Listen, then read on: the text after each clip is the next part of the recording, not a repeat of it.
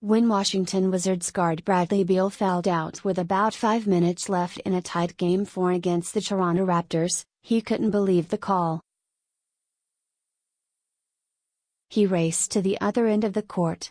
When he returned to his team's sideline, he threw a red towel, before being held back by teammates. "I was beyond emotional. Beyond mad. Frustrated. Pretty much any synonym you can add," Beal said. "I told my team that we were going to win, regardless. Especially if we've got John still in the game, I love our chances." That would be John Wall, and Beal was exactly right. Wall took over down the stretch after his backcourt mate was done for the day, scoring or assisting on 10 of Washington's last 14 points as the No. 8 seed Wizards came back to beat the number 1 Raptors, 106-98, Sunday night, Monday, Manila time, and even their Eastern Conference first-round playoff series at 2-all. When Brad went out, Wall said, "I knew I had to do whatever it took." Wall finished with 27 points and 14 assists and, at the other end of the court, guarded All-Star DeMar DeRozan, making sure the Wizards would not be pushed to the brink of elimination ahead of Game 5 at Toronto. "He's a big shot maker. A playmaker. It was what you want and what you expect," Wizards coach Scott Brooks said. "We needed him to step up. He stepped up big. This was a game the Raptors led by 14 points early in the second half. But as their offense bogged down, the Wizards clawed back. It was 92-all when Beal, who led Washington with 31 points, drew his 6th foul on a play in which he and DeRozan collided while Toronto had the ball.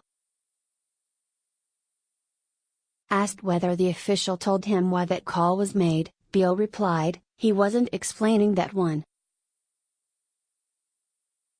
There was no explaining to do." Wizards center Marcin Gortat's view of the officiating: "I truly believe that some of those calls are very soft. I've never seen so many soft calls in the playoffs." After Beal left, the Raptors immediately went up by 2, but Wall pulled the Wizards even with a layup that threw a goaltending call, then put the hosts in front to stay by feeding Markieff Morris for a layup off the glass.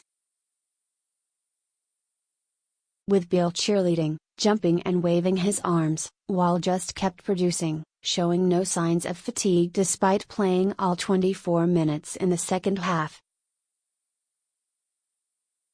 "This is a guy who missed about 2 months of the regular season because of surgery on his left knee." While the closing seconds ticked away, Wall held up 2 fingers on each hand. "Yes, it's 2-2 now, and the best of 7 series has become best of 3. The Raptors were up 51-40 at halftime, and increased that advantage early in the third quarter. But the game was tied at 80 entering the fourth, and Toronto only scored 18 in the last period. "We couldn't get a stop," DeRozan lamented. "And we couldn't get a bucket. He had 35 points, 6 assists and 6 rebounds, but he started 0 for 6 and wound up 10 for 29, acknowledging afterward, 'I took some bad shots.'" Noted Kyle Lowry, who scored 19 for Toronto, "We didn't completely stick with our offense."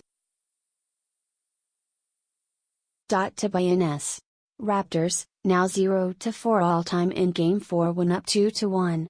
Starter OG Anunoby limped off late in the second quarter. He returned in the third quarter, but sat out all of the fourth. Backup PG Fred VanVleet was out with an injured right shoulder. Wizards won their 8th consecutive playoff home game. Wall entered Game 4 averaging 26.7 points and 12.7 assists in the series. He could become only the 3rd player in NBA history to put up 25 points and 10 assists per game in multiple postseasons, joining Oscar Robertson and Russell Westbrook. Too many turnovers. Raptors coach Wayne Casey declared before tip-off, taking care of the ball is our #1 priority. And then his team went out and had 18 turnovers, only one fewer than in Game 3.